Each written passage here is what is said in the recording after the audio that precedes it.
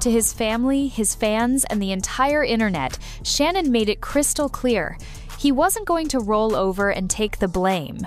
He said the problems others had with him weren't really his problems. And the people turning on him? Some were the very ones he had helped quietly behind the scenes. But things were far from quiet now. In a matter of weeks, Shannon went from a booming media empire and viral podcast interviews to headlines soaked in controversy. And the craziest part? It all seemed to explode right after one specific interview, one sit-down that might have pulled the pin from a grenade aimed straight at his career. By the way, before we continue, don't forget to like this video and subscribe to the channel. It really helps us grow and share more intriguing stories. Now let's continue.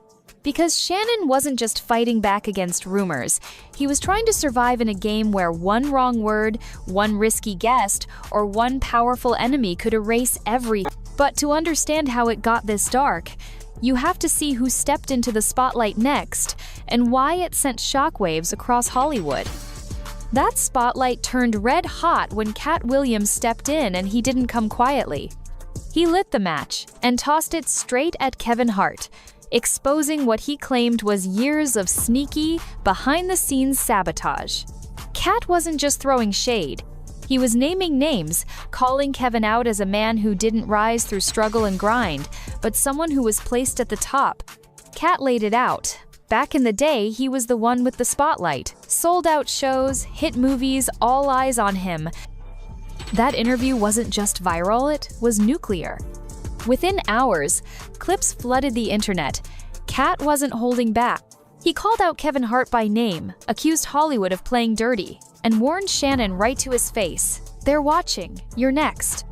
At first, it felt like just another wild Cat Williams moment. But then the fallout hit fast. Right after that episode dropped, Shannon's world started to crack. Brand deals that were locked in suddenly vanished. Guests canceled interviews. Major networks went silent. Something behind the scenes had shifted and not in his favor.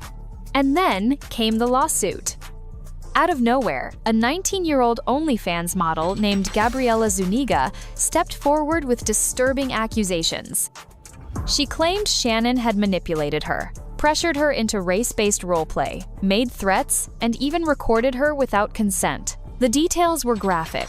The timing? Way too clean. People started connecting the dots. Cat had literally warned Shannon during the interview that the industry had a way of turning people into examples. That reckless comments, risky behavior, and the wrong associations could get weaponized. Now it was happening in real time, just like Cat said. Shannon thought he was hosting a podcast, but according to Cat, he had stepped right into a trap. And now, the setup was in motion. The lawsuit wasn't some tabloid rumor, it was a full-blown legal attack. Gabriella, who also goes by She Carly online, wasn't painted as just a random fan. She claimed she met Shannon at a gym, started hooking up with him while he was 54 and she was 19, and then things turned dark. She said he snuck into her building, threatened her if she shared her location, and even groped her multiple times. These weren't whispers. This was in black and white, titled in court filings. And here's where it got even messier. Gabriella didn't show up empty-handed. She had voice memos, screenshots, messages. She had receipts. Suddenly, this wasn't just about a lawsuit. It was about evidence. Real, unsettling evidence. People online started asking the obvious, how did everything collapse right after that Club Shay Shay interview? The timing was too perfect. It didn't feel random, it felt planned. And then came another twist. Rumors swirled that Gabriella had ties to powerful people in Hollywood, that she wasn't just a model, but possibly part of something much bigger. At the center of that storm was Kevin Hart. Nobody said his name directly, but the timing, the connections, the silence, it all pointed back. Shannon's empire was falling apart, and Kevin?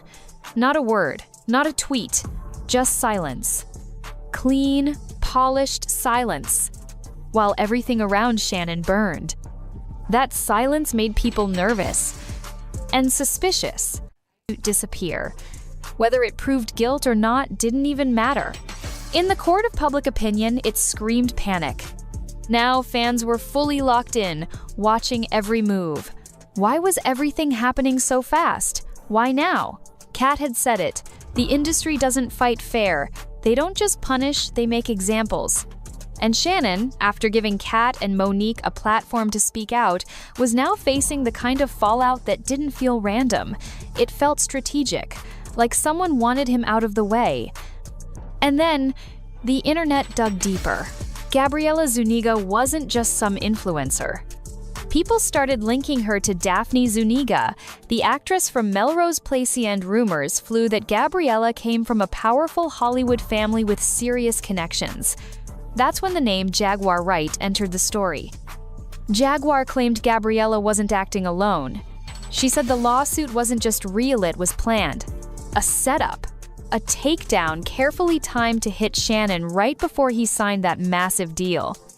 According to her, Gabriella was planted scent in like bait. And this wasn't just conspiracy talk. Gabriella came armed. Voice memos of Shannon saying disturbing things, messages that backed her claims, even a creepy audio clip that had fans shook. And when Shannon tried to flip the script, it only made things worse. He went public, saying Gabriella wasn't a victim, she was part of a trap. He pointed the finger straight at Tony Busby, the same lawyer who's gone after massive names like Jay-Z and Diddy. Shannon said Busby had a pattern: target powerful black men, manipulate the media, and flip the public story. But it was too late. The damage was done. The media had its headline, the internet had its villain, and behind it all, one man stayed completely untouched. Kevin Hart didn't say a word. And that silence started to look louder than anything else. As the headlines exploded, Shannon tried to fight back. He denied everything, called out Tony Busby by name, said the so-called sex tape was being edited to fit a dangerous stereotype. He even dared Busby to release the full video, not some cherry-picked clip meant to ruin him. Shannon claimed the entire encounter with Gabriella happened during the day, at her invitation, and was now being twisted into a nightmare. But by then, it didn't matter.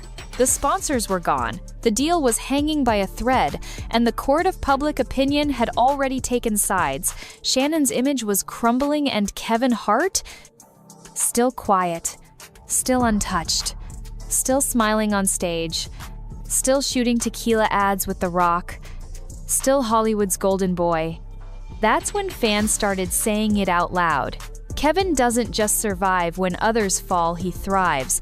Cat Williams lost roles, and Kevin stepped in. Monique was blackballed, and Kevin rose higher.